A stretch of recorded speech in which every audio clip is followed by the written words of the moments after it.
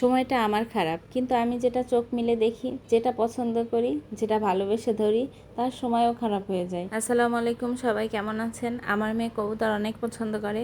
আমরা যখন সৌদি আরবে ছিলাম প্রায় 8 মাসের মতো আমাদের জানালার পিছন দিকে 2টা কবুতর বাসা বাঁধছে, ওখানে ডিম পাড়ছে, আবার বাচ্চাও ফুটাইছে। কি কিউট কিউট বাচ্চা। সৌদি আরবে আসলে বেশিরভাগই জালালি কবুতর। তো আমার দেবর এই কবুতরগুলো ধরছে, কিন্তু এগুলা জালালি কবুতর কিনা আমরা ভালো করে চিনতে পারতেছিলাম না। তো জবাই করব না ছেড়ে দিব না ওইখানে রেখে দিব, দ্বিধাদ্বন্দ্বে ছিলাম। তো কয়েকজনকে দেখানোর পর ওরা বলতেছে না, এটা জালালি কবুতর না, খাওয়া যাবে। তো নির্দ্বিধায় কবুতর দুটোকে জবাই করলো, খাইলাম আমরা।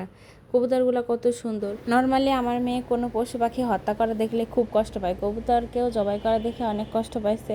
তো আমরা সৌদি আরবে কিছুদিন থেকে তো বাংলাদেশে চলে আসলাম।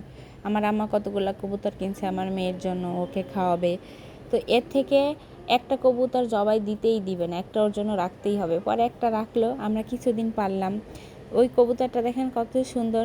যখন খাওয়াচ্ছিলাম তখন আমাদের সাথে খেলা করতেছিল, নাচানাচি করতেছিল। ওকে খাঁচার মধ্যে দিলেও খাঁচার মধ্যে যাইতে চাচ্ছিল না। কবুতরকে বারবার খাঁচার মধ্যে দিচ্ছি আর ও বারবার ভিতর থেকে বাহিরে চলে আসতেছে, আর আমাদের ঘুরে ঘুরে নাচ দেখাচ্ছে। কয়েকদিনের মধ্যে এর প্রতি এত মায়া চলে আসছে আমার আর আমার মেয়ের। কিন্তু এর হায়াত বেশি দিন নাই, এটা আমরা তো বুঝতে পারিনি। কবুতরটা 4-5 দিন পালার পরই দেখি খাওয়া বন্ধ করে দিছে, পটি করা বন্ধ করে দিছে। এরপর ওর শরীরও গরম, তারপর ওর যে মুভমেন্টসগুলো এগুলোও নাই, আবার নীল নীল বাথরুম হচ্ছে। তো আসলে সব মিলিয়ে দেখলাম ও পুরোপুরি অসুস্থ হয়ে গেছে। আমরা আসলে বুঝতে পারতেছিলাম না যে ওর কি হয়েছে। পরে পেটের মধ্যে হাত দিয়ে দেখলাম ওর পেটে যত খাবার ছিল কোনো খাবারই হজম হয় নাই। হয়তোবা 3-4 দিন কীভাবে বেঁচেছিল জানি না। আর শরীরটা এত গরম। পরে ভাবলাম যে থাক, এখনই জবাই করব না, কিছুক্ষণ থাক। বিকাল পর্যন্ত দেখলাম, বিকালে দেখলাম ও আরও নিস্তেজ হয়ে যাচ্ছে।